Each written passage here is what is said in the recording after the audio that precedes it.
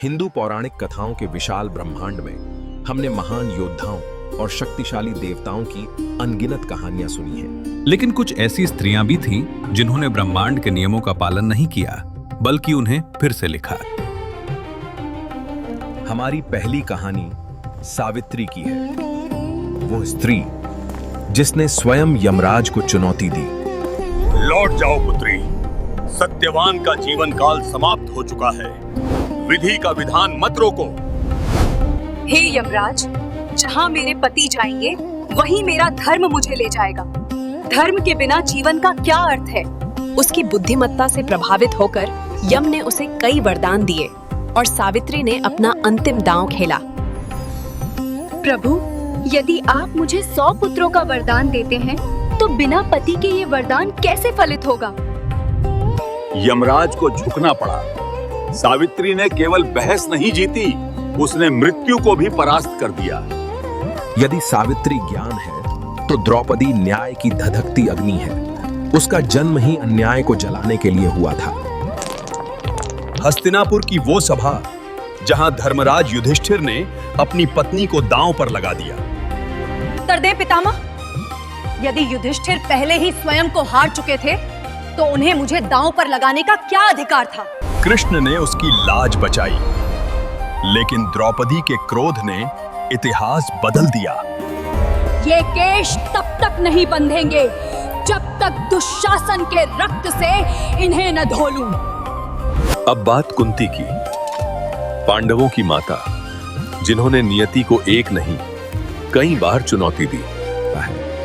उनके पास देवताओं को बुलाने का मंत्र था, एक ऐसी शक्ति जो अद्वितीय थी। जो भी लाए हो पांचों भाई आपस में बांट लो। तुम्हारी एकता ही तुम्हारा सबसे बड़ा अस्त्र है। ये एक गलती नहीं, एक रणनीति थी।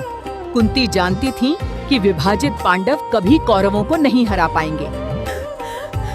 अब कहानी तारा की, किष्किंधा की रानी, जिसने भगवान राम के न्याय पर भी सवाल उठा दिया। हे राम, आपने छिपकर वार किया है। क्या यही एक क्षत्रिय का धर्म है? उसका तर्क इतना प्रबल था कि स्वयं ईश्वर को भी उसे सांत्वना और सम्मान देना पड़ा। अब आती हैं सीता, जिसे अक्सर शांत समझा जाता है, लेकिन उनका असली रूप उनकी सहन शक्ति में था। रावण के सामने न झुकना उनकी पहली जीत थी, लेकिन उनकी अंतिम जीत अयोध्या में थी। हे धरती माँ, यदि मैं मन, वचन और कर्म से पवित्र हूँ तो मुझे अपनी शरण में ले लो। उन्होंने उस सिंहासन को ठुकरा दिया जिसने उनके सम्मान पर संदेह किया था। और अंत में अहिल्या, जिन्हें एक गलती की सजा मिली, पत्थर बनकर युगों तक प्रतीक्षा करनी पड़ी। प्रभु, आपके स्पर्श ने मुझे केवल मुक्त नहीं किया, मुझे मेरी खोई हुई गरिमा लौटाई है।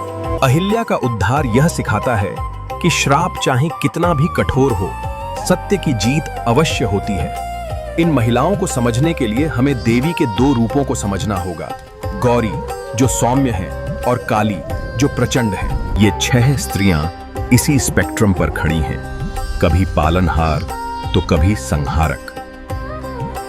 द्रौपदी की आग हो या सीता का धैर्य, इन्होंने साबित किया कि जब न्याय की बात हो तो देवता भी रास्ता नहीं रोक सकते।